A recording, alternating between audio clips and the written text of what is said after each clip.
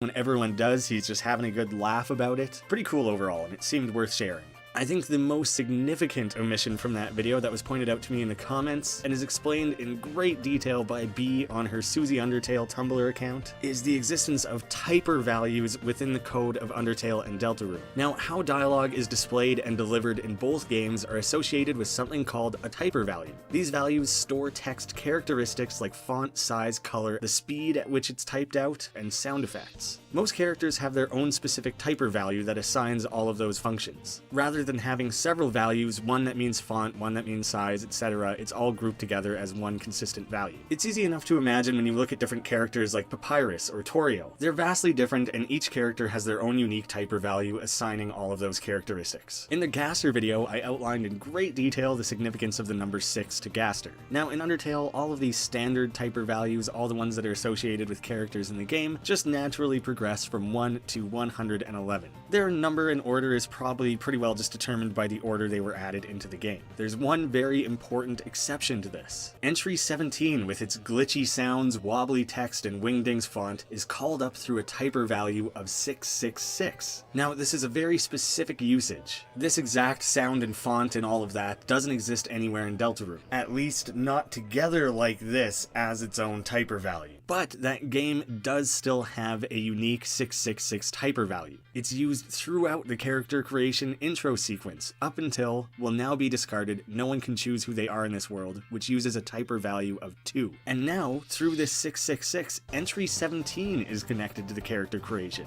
I already had a lot of supporting evidence of how the character creation largely connects with Gaster, so this is huge. It's yet another way that 666 and the character creation and Gaster are all mixed up together. It's also very cool that the character creation is cut short by someone else. This is the only place that the typer value of 2 is used, so we can't even point to a specific character within the game to highlight who may have interrupted. We just know it was some third party that wasn't us and wasn't who we can presume is Gaster running the character creation. Guys, this is a game changer. Thank you so much, B, for pointing this one out to me. It's so cool. It was so dedicatedly researched and well explained. Thank you so much for that. I'll have a link to that Tumblr account in the description. I never would have figured that stuff out on my own, so credit where credit's due. Thank you for that one. It's awesome.